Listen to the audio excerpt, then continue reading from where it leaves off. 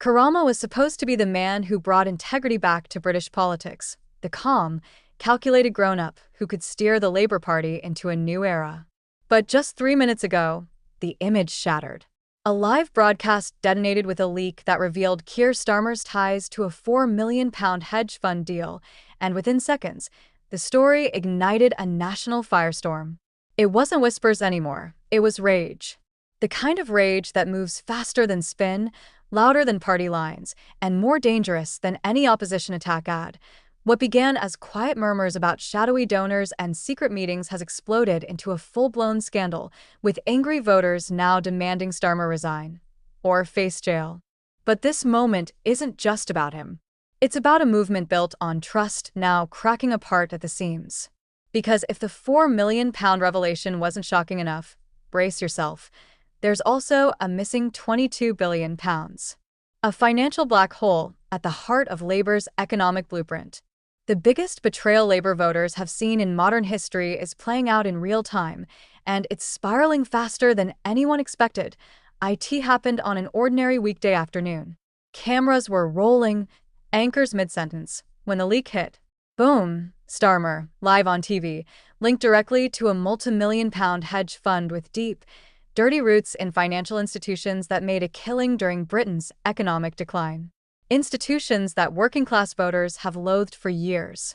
Within minutes, hashtags like #StarmerExposed and #ResignNow surged to the top of UK trends. And suddenly, the man who promised transparency was exposed for hiding backroom deals. The internal documents were brutal. This wasn't a one-time donation. This was a year-long relationship. Multiple meetings. Secret negotiations. And all of it hidden behind Starmer's smooth speeches about equity and public good. The optics couldn't be worse. He was shaking hands with union workers by day and whining and dining deregulation lobbyists by night. The very people who propelled him into leadership, grassroots organizers, lifelong Labour voters, are now calling for his head, and this is just the first fire. That £4 million bombshell cracked open a vault of investigations. Former aides are starting to speak. Anonymous voices from inside Labour HQ are warning the worst is still buried. One insider didn't mince words. If the public knew everything, he'd be gone by sunrise. The panic isn't coming from the opposition, it's internal. Labour MPs are holding closed-door meetings, whispering about forcing him out before the rot spreads further. But every hour that passes, the damage multiplies. And so do the calls for a reckoning. Support from young voters, the lifeblood of modern Labour, is collapsing. A new flash poll shows 62% of Labour supporters under 35 want Starmer to resign immediately. Not after the election. Not after an investigation. Now. Many feel betrayed, lied to, abandoned. They rallied behind a promise, and now they feel like pawns in a scam. In town halls across the country, tempers are boiling. One voter shouted at a Labour official, if this was a working man, he'd already be in handcuffs. And that sentiment isn't fringe anymore. It's mainstream. Then came the second explosion. The hedge fund outrage raged on. A separate leak revealed something far more catastrophic, a £22 billion hole in Labour's financial plans. A black hole that wasn't just a blunder, it looks deliberate. Treasury memos were leaked, and suddenly the truth began to ooze out. Labour's proposed budgets didn't just miscalculate. They misled. Promises of NHS reform, green energy, and social housing were made without a shred of clarity on how to fund them. It wasn't bad accounting. It was fiction dressed as policy. Journalists demanded answers. Labour gave none. And as the silence stretched, so did public fury. What started as confusion turned into cold fury.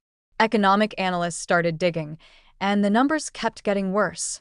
Starmer once bragged about fiscal responsibility. Now, he's being accused of authoring one of the most misleading financial plans in the party's history. Opposition leaders are tearing into the mess, branding it fraud. One Conservative MP put it bluntly, if this were a business, he'd be behind bars. Labour's own backbenchers are revolting. The party is imploding from the inside. Some MPs are openly pushing for emergency leadership talks. Others are leaking to the press. Constituency parties are filing no-confidence motions. Local councillors are cutting ties with the national leadership. It's a slow-motion car crash, and the driver's still pressing the gas. Then came the resignations. Two top financial advisors from Starmer's team walked out. One of them broke silence anonymously, saying, "What's happening behind the scenes isn't just bad. It's morally bankrupt." That comment sent shockwaves. It suggested this isn't just incompetence, it's willful deception.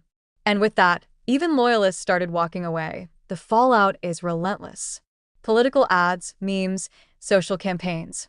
Every outlet is now pounding Labour's credibility into the ground.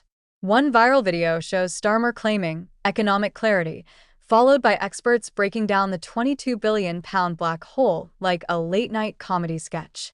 His brand is now a punchline. Polls are tanking. Bookmakers are slashing odds on an early leadership challenge.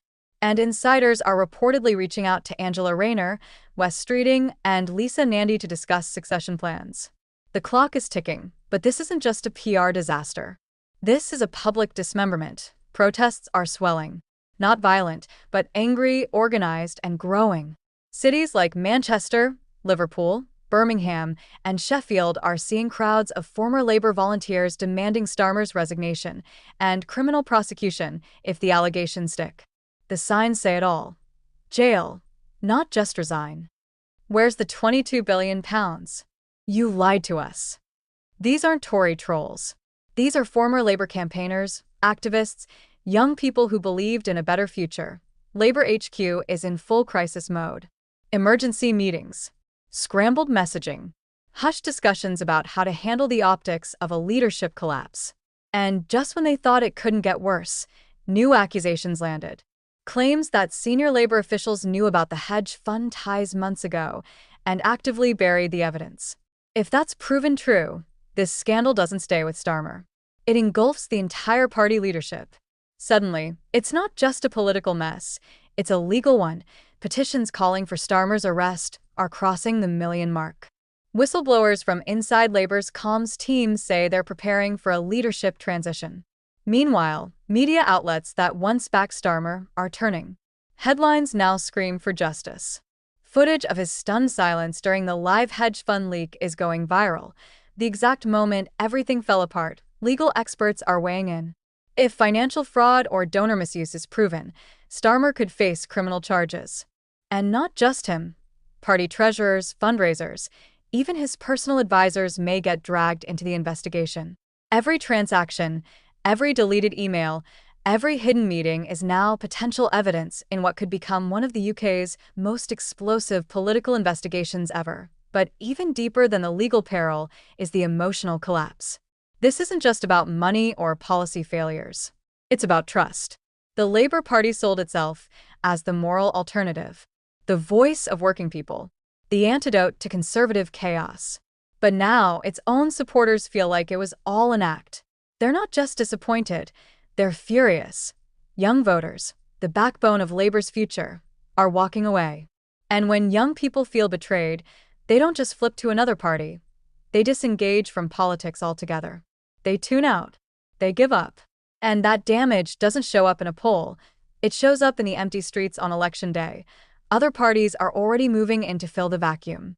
Reform UK, independents, even disillusioned ex-Labour MPs are seizing the moment. In one leaked poll, Labour's youth support plummeted 12 points in 72 hours. But the real damage? It's psychological. Starmer isn't seen as inevitable anymore. He's not the grown-up in the room. He's just another suit playing the game, and the questions keep coming. Who approved the meetings? Where's the missing money? Why was it all hidden? Why didn't anyone stop it? One commentator called it death by 1,000 leaks. Another was more brutal. He's become the scandal. What's happening now isn't just a leadership crisis. It's a reckoning. A reckoning for broken promises, rigged deals, and the crumbling illusion of integrity. And for Keir Starmer, the collapse isn't coming. It's already here.